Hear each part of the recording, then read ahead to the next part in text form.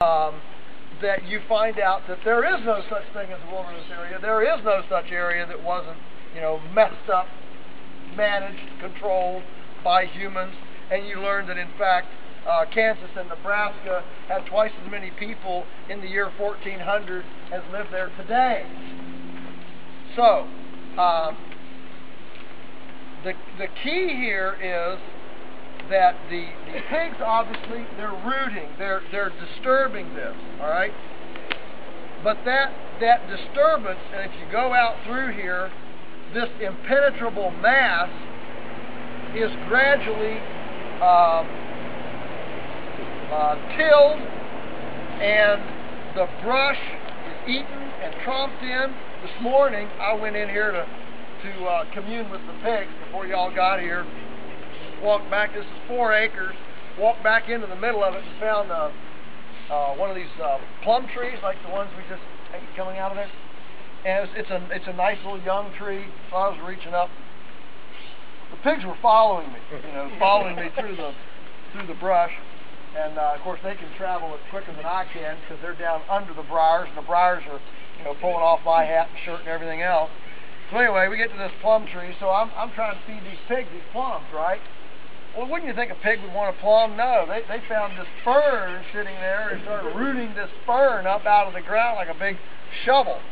And who's to know the mind of a pig and what they consider to be ice cream? So I ate plums. But the point is here that these pigs are a land management instrument to rejuvenate, eliminate the brush, eliminate the weeds, and recreate the disturbance that a herd of 1 million elk would have exhibited when they came marauding through here once or twice a year 500 years ago, and created these oak savannas that the Native Americans then maintained with fire to not only help the herding, but also hold back the vegetation. So using high-tech techno-glincy electric fencing here, we can, that's our fire breaks. The animal is our disturbance technique, and we can simulate this herding, disturbance, rejuvenation that was done with fire, wolves, elk, Native Americans, that whole, and elk. We can resurrect that with the electric fence and with pigs managed on a rotation that simulates that short-term disturbance. Now, the key to having this disturbance being progressive and not regressive is timing. Now, remember I said, if it's worth doing poorly.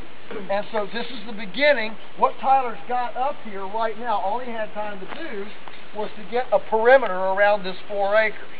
The next stage of this development is to break it up in probably 8 or 10 paddocks so that he can increase the pressure, the density of the pigs, the number of pounds of pigs per acre, to increase that impact and then rotate those pigs along. On our place, what we do is give the pigs roughly half-acre paddocks, and every time they eat 2 tons of feed, they move on to the next paddock.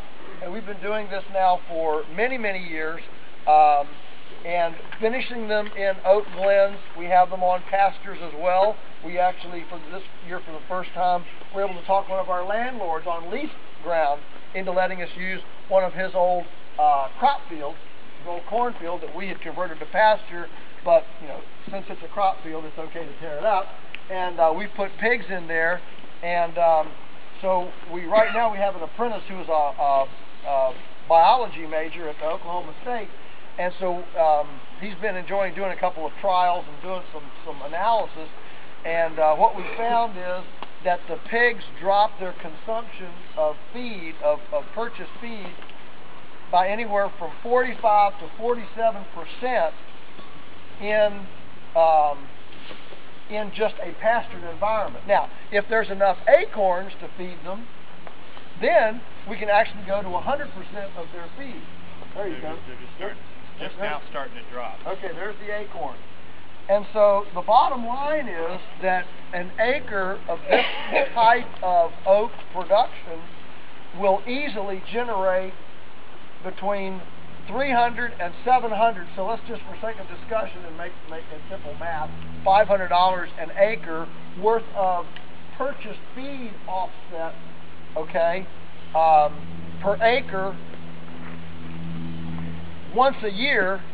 That's $500 per acre on essentially land that has no value except once 100 years timber harvest.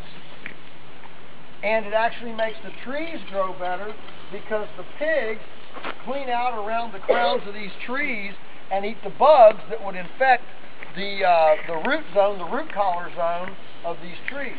So it's actually beneficial for the trees.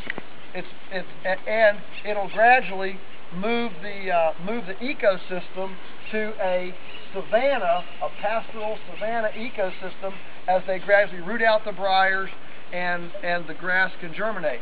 The key, of course, to making that happen is going to be this short-term impaction as the paddocks get built in here, and then a long rest between. We're running on our pastures. We run no more than 3 times through in a year, but we are with the grass with a thick sod. Let me back up. Grass is worth way more going through an omnivore than it is an herbivore. Now, one more time. The reason is because in the United States, all the omnivores never see grass, whereas herbivores do see grass.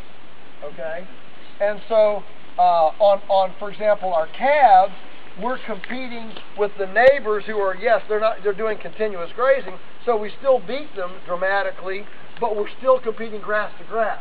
But when we can displace grain with grass, the grass escalates in value. And so on this rental farm right now, where we're grazing on the pasture, and we're not grazing any cows in that particular 10-acre pasture, we've documented the amount of grain savings, and it comes out to $3,000 an acre.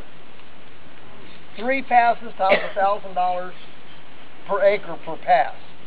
So that ends up to $3,000 an acre times 10 acres is $30,000 worth of grain savings, raising those 100 hogs on that 10 acres in a tight rotation.